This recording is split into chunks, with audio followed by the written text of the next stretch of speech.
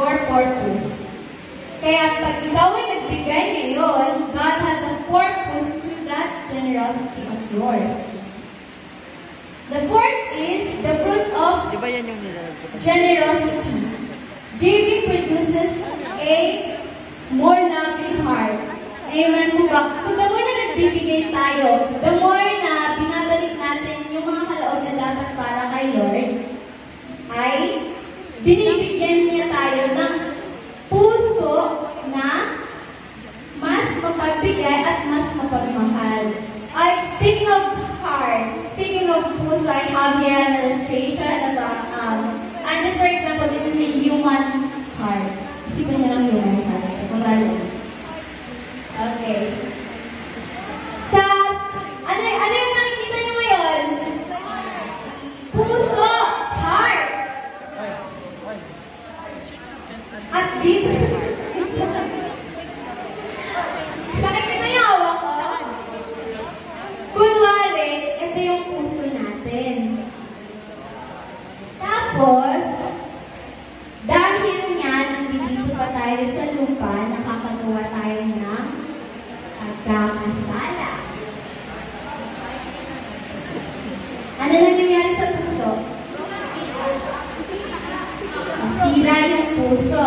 At pag yung oras natin na hindi natin nagagamit ng tama at hindi binabalik kay Lord, yung 2 hours and 40 minutes na dapat ay para sa Kanya, ano nangyayari sa puso?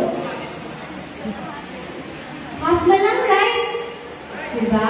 Half na lang yung puso. At kung hindi ka magiging wise sa lahat ng bagay, maaaring yung pusong ito, or yung puso mo mismo, ano nangyayari?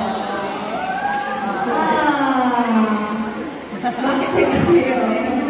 Wala na. Wala na. Meaning, nahulog na sa mga kamay ni Lord. Kaya Christians, youths, huwag natin hahayaan na mahulog tayo sa mga kamay ng ating Panginoon. Diba?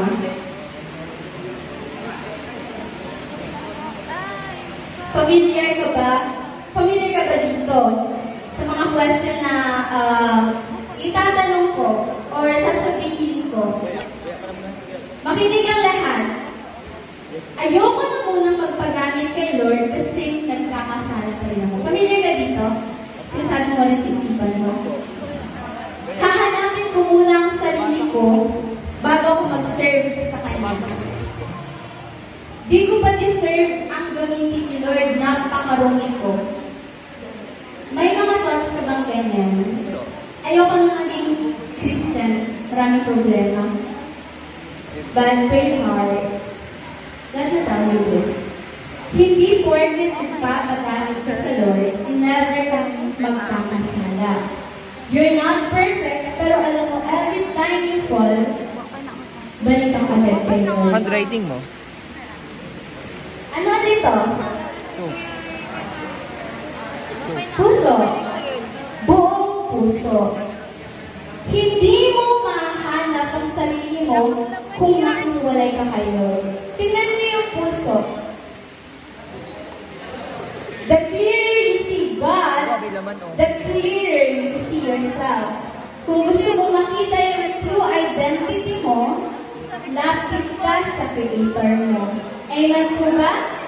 Lahat tayo hindi natin deserve ang gamitin ng Lord. Lahat tayo marumi. Lahat tayo nag-fail. Still He saved us. He loves us. And lastly, makakaranas ka ng problema, kaya balik ka na sa Lord.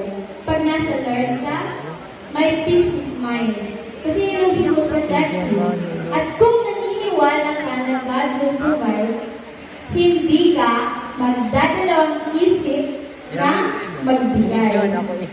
Kaya kung sino ka man na nahihiya lumapit kayo, nahihiya magbigay ngayon, kasi napakarami mo ng pagkakamali at feeling mo nagsasawa na siya sa'yo. Hey, He's a God of second chances. Many second chances. Kaya lapit ka kay Lord. Paggamit natin yung mga talento natin, yung kaalaman natin. At lahat ng meron tayo ay kay Lord yung galing. Again, sa 24 hours, ilang oras ang dapat na para kay Lord? Na dapat pang devotion, pagbabasa ng Bible, dapat doon nakalaan. 2 hours and 40 minutes. Kaya umpisahan mo ngayon pa lang, mamayang gabi after nito, try to talk to God. Anong sabi? Dapat na may galing kay Lord yung 2 hours and 40 minutes na dapat para sa Kanya talaga.